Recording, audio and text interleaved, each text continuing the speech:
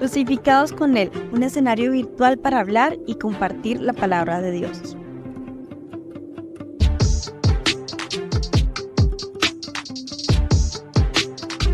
Hola, hola, hola, familia, amigos y hermanos. Dios les bendiga. Bienvenidos a este espacio que hemos llamado Crucificados con Él, un escenario virtual para hablar y compartir de la palabra de Dios. Gracias por estar aquí en este canal Crucificados con Él. Estamos y continuamos en esta serie La Espada del Espíritu, hoy con un tema súper interesante que se llama la canonicidad de las Escrituras. Pero como siempre te invito a que le des like a este video, a que te suscribas a nuestro canal, a que lo puedas compartir si ha sido de bendición para tu vida y a que puedas también seguirnos en las demás redes sociales. Bien, cuando hablamos de la canonicidad de las Escrituras, este es un tema como un poquito extraño. Y cuando hablamos de la palabra canon, en el griego significa una vara de medir. Era un instrumento que se utilizaba para medir las cosas. Así que cuando hablamos del canon bíblico, nos estamos refiriendo a la lista oficial de libros considerados como inspirados por Dios. Y por lo tanto, libros que forman parte de las Sagradas Escrituras. Y yo quiero iniciar ilustrando con un ejemplo esta realidad. Y resulta que hace mucho tiempo vivía un famoso pintor que tenía una numerosa familia. Este pintor falleció dejando detrás un legado innumerable de muchísimas obras que empezaron a ser replicadas y falsificadas, dado que este pintor se volvió muy famoso.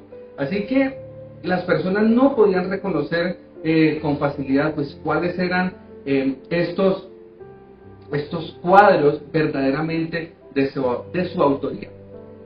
Resulta que los hijos empiezan a evaluar las pinturas, todo el trabajo de su padre. Eran personas que habían vivido con él, que conocían sus pensamientos, que conocían la forma incluso de la firma de su padre, que conocían las técnicas, que conocían los modelos, si eran paisajes, conocían absolutamente toda la inspiración de su padre.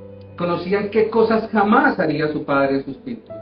Y de esta manera ellos hicieron como una clasificación de unos criterios para que fuera fácil el reconocimiento de las pinturas de su padre. Y justamente esto lo podemos ilustrar con el hecho de cómo la iglesia ha compilado durante años las Sagradas Escrituras. Y es importante mencionar que no fueron los hijos los que le dieron la autoría a esas obras. Desde el mismo momento en que el padre estaba pintando los cuadros, ya eran de su autoría. Ya era él el autor de esos cuadros. Y es importante entender esto porque muchas veces pensamos que fue la iglesia la que se reunió a determinar qué libros Dios había escrito y qué libros no. Y eso nunca, no ha sido así, no debe interpretarse así, porque desde el momento en que fueron inspirados, desde el momento en que fueron escritos, ya la inspiración de Dios estaba allí. La iglesia lo único que ha hecho es reconocer, así como estos hijos pudieron determinar unas reglas para que los demás pudieran reconocer los verdaderos cuadros de ese padre. Así que la iglesia lo único que ha hecho es reconocer. Y es importante entender también que esto ha sido un proceso gradual. Nadie nunca dijo, este es el canon de la Escritura y punto. La iglesia misma, con el paso del tiempo y de la historia, ha ido determinando por sí misma cuáles son los libros que Dios inspiró, o mejor, ha ido reconociendo los libros que fueron inspirados por Dios. Y así como estos hijos determinaron ciertos criterios, hoy vamos a hablar de 3 criterios rápidamente por los cuales la iglesia ha basado el canon para determinar cuáles son estos libros inspirados. Y como punto número 1 tenemos el hecho de que el libro debía ser de autoría apostólica y profética. O profética, no podía ser cualquiera el que escribió la Biblia. En el caso del Nuevo Testamento tenía que haber sido un apóstol o alguien cercano a él que lo hubiera conocido. Y en el momento en que murieron los apóstoles no se incluyeron más libros. Hasta el año 90 se escribió el último libro, el Apocalipsis, y a partir de ahí todos los libros, ante la muerte de los apóstoles, todos los libros que iban saliendo no fueron incluidos dentro del canon. Y lo mismo en el caso del Antiguo Testamento, tenía que haber sido un profeta de Dios cuyos maravillas, prodigios y milagros fueran corroborados por Dios mismo. Así que era importante este criterio número 1, que el origen fuera apostólico o profético. Como punto número 2, debía haber una coherencia doctrinal, es decir, que las enseñanzas del libro en cuestión no podían contradecir ninguna otra verdad bíblica, porque Dios es un Dios coherente y nunca iba a decir nada, digamos, que contradijese su palabra. Cuando nosotros leemos algunos libros apócrifos como el Evangelio de Pedro, el Evangelio de María Magdalena, encontramos incoherencias doctrinales que ya rayan incluso en lo absurdo, haciendo sugerencias bastante descabelladas que Dios jamás haría ni hizo a través de 1500 años de historia bíblica. Así que la coherencia doctrinal era sumamente importante. Y como punto número 3, también tenía que haber una aceptación universal. Es decir, que cuando las iglesias cristianas se reunieron para reconocer los libros de la Escritura, no era sometido como a votación. No era si tenía más votos este libro que este, y este se incluía y este no. Al contrario, debía haber una aceptación universal. Todas las iglesias, todos los cristianos de la época debían estar de acuerdo con que ese libro era inspirado por Dios.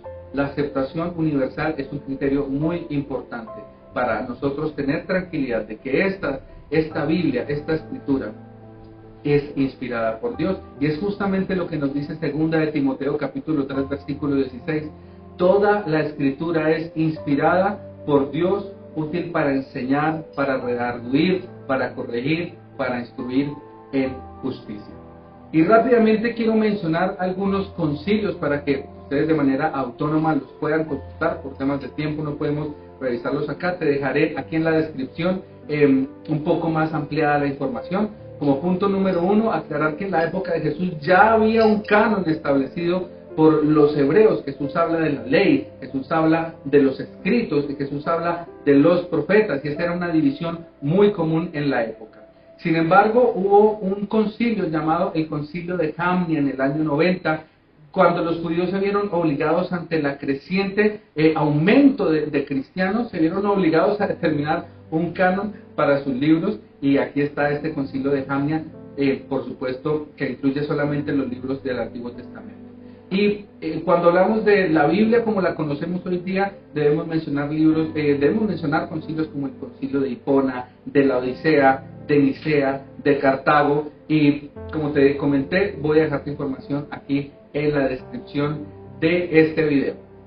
Y ya para finalizar, amados hermanos, importante entender que el canon está cerrado. No hay nuevas revelaciones para nosotros en cuestiones de fe y de práctica. Dios habló, cuando nosotros leemos Génesis 1, si pudiéramos mirar de Génesis 1 hacia atrás desde la eternidad pasada, allí Dios nos está hablando desde esa eternidad pasada, nos está contando que antes del principio de las cosas ya Él estaba. Y nosotros somos predestinados desde antes de la fundación del mundo. Y Dios nos está hablando de esa predestinación que Dios tenía desde antes de la fundación del mundo. El Cordero había sido inmolado, su plan eterno ya estaba allí desde antes de la fundación del mundo. Y cuando nosotros leemos Apocalipsis, vemos hacia la eternidad futura, y allí también está Dios con su Cordero Santo hablándonos acerca de esos eventos escatológicos y futuros. Es decir, que Dios puso en la mitad de todo eso, entre Génesis y Apocalipsis, toda su verdad, para que nosotros caminemos en ella, teniendo confianza de dónde venimos y hacia dónde vamos, y no en nuevas revelaciones. Yo en lo personal considero que Dios sigue hablando hoy día a través de su palabra y también a través de palabras proféticas, pero nunca podrán contradecir lo que se encuentra acá, ni nunca añadirá palabras nuevas a lo que ya ha sido revelado. Así que, amados hermanos, el canon está totalmente cerrado. No estamos esperando el libro número 67 de la Biblia. Lo único que estamos esperando es a que el Señor venga a cumplir las promesas que nos dejó en Apocalipsis, que es justamente los últimos versículos de la Biblia: que venga el Señor Jesús. La iglesia clama para que venga el Señor Jesús. Así que Amados hermanos, los invito a que puedan escribir aquí en la caja de comentarios sus opiniones con respecto a este tema, que es bastante amplio. Cuéntanos qué más información podemos conocer, que tú conozcas, y aquí estamos esperando tus comentarios y que puedas también compartirlos con las demás personas. Gracias por permanecer hasta el final, gracias por estar conectados en esta serie La Espada del Espíritu. Dios les bendiga, un abrazo y chao, chao. Crucificados con Él, un escenario virtual para hablar y compartir la palabra de Dios.